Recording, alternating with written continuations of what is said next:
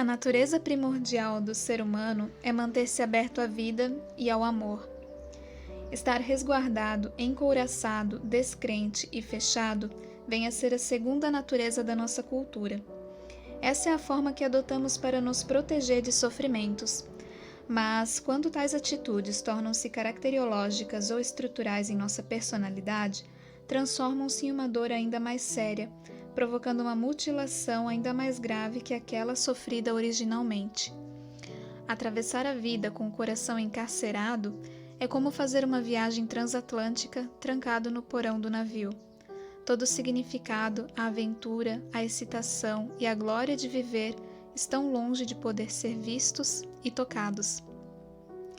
Eu achei esse trecho fantástico e foi uma grande coincidência porque eu estava com esse livro aqui na estante há mais de 6 meses para ler. E depois que eu tinha escrito o roteiro desse vídeo, eu comecei a ler esse livro e ele aborda muito as questões sobre as quais nós vamos falar aqui. Tem uma outra frase que eu gosto muito que trata desse assunto, que é do Dr. Marco Aurélio, que é o autor do livro Quem Ama Não Adoece. E ele diz assim: por medo de amar não amam e sofrem pelo medo que têm do sofrimento. Essa frase ela retrata o que para mim é um dos grandes paradoxos da vida. Nós temos uma necessidade enorme de amar e ser amados, mas nunca estamos tão vulneráveis ao sofrimento como quando amamos. Porque amar e perder dói muito, amar e ser rejeitado ou não ser correspondido nesse amor também dói. Então, muitas vezes, para nos proteger, nós decidimos fazer a viagem no porão do navio. Quando nós estamos fugindo da dor, nós não temos recursos para perseguir os nossos desejos. E isso não afeta a nossa vida apenas na questão de amar e ser amado, mas em todos os aspectos da nossa vida. Eu sou Adriana Tavares e esse aqui é o Pensamento Reflexivo e hoje nós vamos falar um pouco sobre uma questão que está intimamente arraigada no nosso ser e que envolve todas as nossas decisões, tudo que a gente faz, quer nós estejamos conscientes disso ou não, que é fugir da dor e buscar o prazer.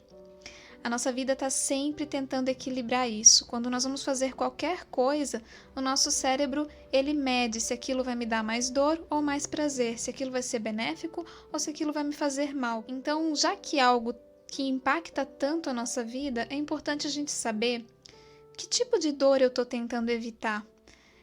Existem muitos tipos de dores e nós vamos passar por muitas dores diferentes durante a vida, mas tem 5 dores que são medos básicos, são dores básicas pelos quais todos nós passamos em algum momento da vida, principalmente na infância, e por ter sido tão marcante na infância, aquela dor ela vai ser mais impactante na nossa vida adulta. Então, situações que despertem aquela dor específica, aquelas 5 dores, vão ser situações que a gente vai tender a evitar, a fugir. E podem nos privar do prazer, das recompensas de encarar aquela dor, né? De encarar situações pelas quais eu posso passar por aquela dor. Então, nós vamos entender um pouquinho quais são essas 5 dores. A primeira dessas 5 dores existenciais é a dor da rejeição. Isso não quer dizer que a pessoa foi de fato rejeitada na infância. Alguma coisa fez com que ela se sentisse rejeitada na infância.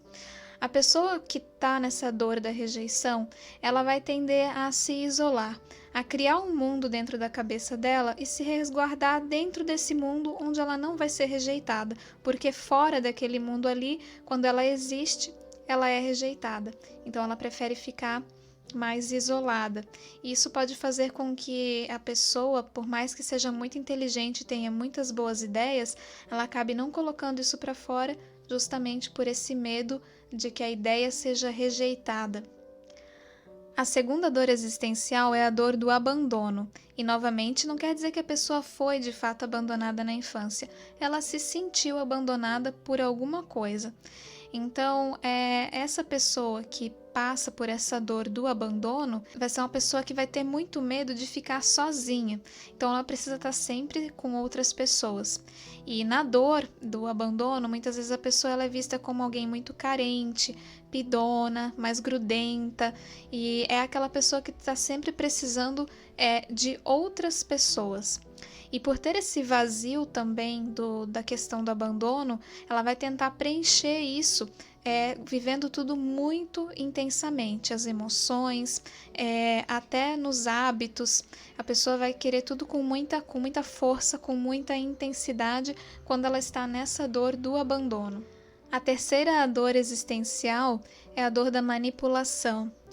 E muitas vezes, então, a pessoa, quando ela está nessa dor da manipulação, ela vai sentir como se os outros sempre quisessem se aproveitar dela, quisessem manipular ela, quisessem conseguir alguma coisa dela. Então, para ela não ser manipulada, ela acaba manipulando. Essa é a reação a essa dor. E aí, para manipular outras pessoas, ela pode usar alguns mecanismos, e dois deles é o autoritarismo, então ela causa medo nas outras pessoas para conseguir o que ela quer, ou então o vitimismo, então ela vai causar culpa na outra pessoa para conseguir o que ela quer, para manipular. Então, para mim não ser manipulado, eu manipulo outras pessoas. A outra dor é a dor da humilhação. A pessoa que está na dor da humilhação, ela tem muito medo de cometer erros e ser julgada por esses erros. Então isso faz com que a pessoa talvez ela tenda a ficar mais paradinha. Ela precisa de muita segurança para fazer as coisas, para não ser julgada, para não cometer erros. Então isso pode paralisar a pessoa e fazer com que ela não haja, né, na vida, porque ela tem medo desse julgamento, dessa humilhação.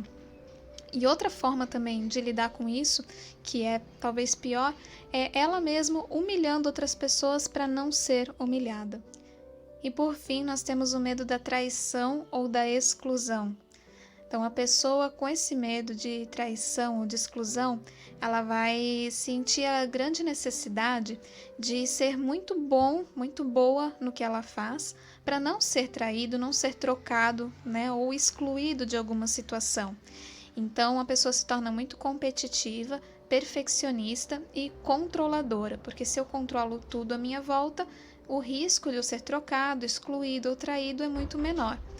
Essa pessoa, normalmente, ela não vai querer entrar num jogo em que ela não tenha certeza de ganhar. Ou seja, se eu não tenho certeza que eu vou ser o melhor nisso, eu nem vou começar. Então, todas essas dores que a gente viu, elas geram medos. E esses medos, por mais que sejam importantes para a gente evitar sofrimento na nossa vida, muitas vezes eles são infundados. Não são medos de coisas reais, mas sim de coisas que podem nem acontecer e que às vezes não são um perigo real para a nossa existência, para a nossa vida. Quando a gente está com muito medo de passar pela dor, a gente já viu, a gente não vai ter como buscar aquilo que a gente deseja. Você sabe o que você deseja para a sua vida ou tem tanto medo que nem consegue parar para pensar e descobrir o que você deseja? Porque muitas vezes o medo é até de descobrir o que a gente realmente deseja. Na vida nós temos dois caminhos, que é o caminho do medo, que é esse em que eu estou sempre fugindo da dor, ou o caminho do amor, que é onde eu busco os meus desejos, eu busco os meus objetivos, eu estou ativamente deixando a vida fluir. Então é um caminho de vida, é um caminho onde eu busco aquilo que eu quero.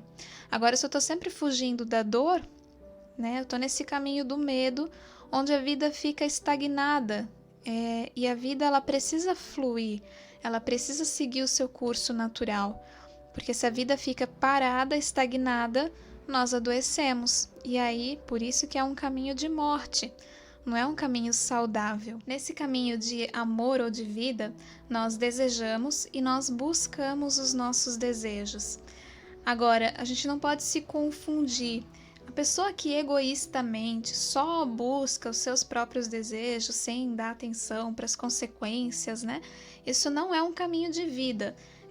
A pessoa normalmente quando ela faz isso, ela está também num caminho de medo, ela está usando esses desejos como uma fuga, né? Então, por exemplo, a pessoa tem o desejo de beber o dia inteiro, de usar drogas, né? Ou de comer muito, são desejos que na verdade são uma fuga, né? A pessoa está usando isso para fugir de alguma dor e é algo que vai levar ela para um caminho de morte, é algo destrutivo, né?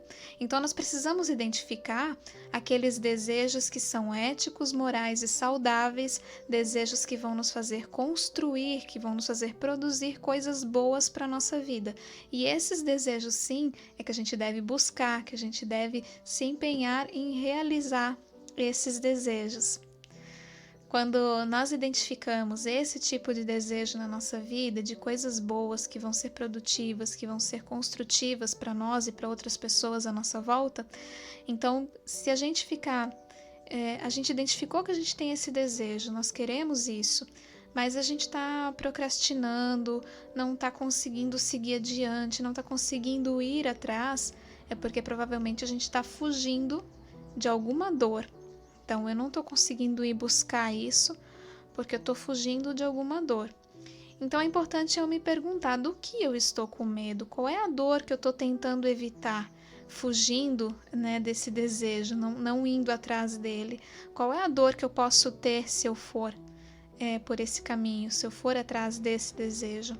Será que a possibilidade de eu passar por uma dor é maior se eu for por esse caminho? Ou será que o prazer ou a realização que eu vou ter indo atrás desse desejo vai compensar talvez alguma dor que eu passe? Porque sempre vai ter alguma dor envolvida, né? Em qualquer realização. Não existe ninguém nesse mundo que realizou alguma coisa sem passar por nenhuma dor, né? Tudo envolve um pouco de dor, mas será que essa dor que eu vou passar, ela compensa eu buscar esse desejo? Né? Será que o que é pior? Qual é a pior coisa que pode acontecer? Essa é uma pergunta que eu gosto de me fazer quando eu tô com medo de alguma coisa. Eu penso, tá, mas qual é a pior coisa que pode acontecer? Muitas vezes a pior coisa que pode acontecer não é pior do que eu ficar sem agir, sem fazer, sem ir em direção àquilo que eu quero. Então essa é uma boa reflexão. Então, dando um exemplo, né? Vamos supor que a pessoa ela tem muito medo de rejeição, né? Ela tá nessa dor da rejeição. E aí ela tem uma ideia incrível para um projeto no trabalho, mas ela tem medo de falar isso para os colegas, né? Para as outras pessoas da equipe, para a liderança, porque ela tem medo que essa ideia seja rejeitada. Mas qual é, nesse caso, a pior coisa que pode acontecer? É a ideia ser rejeitada. Se ela for rejeitada, ela não vai ser executada. Bem ruim. Mas se ela não for colocada em discussão, ela também não vai ser executada, né? A diferença é que se você falar, se a pessoa falar, vai ter pelo menos uma chance. Então, é esse tipo de raciocínio que nós devemos ter. Qual é a pior coisa que pode acontecer? Muitas vezes a gente foge de uma dor que não é tão grande quanto o prazer ou a satisfação que nós vamos ter de realizar aquilo que a gente quer. Então, isso trava a nossa vida. A questão é que não importa o quanto eu fique paradinha tentando evitar a dor, vai doer de qualquer jeito. Nós precisamos escolher quais dores nós vamos encarar, quais nós vamos evitar e quais desejos nós vamos buscar para a nossa vida. O importante é não se deixar paralisar totalmente pelo medo, mas sim olhar um pouco mais para os nossos desejos, porque é no desejo que a gente vai encontrar as nossas realizações.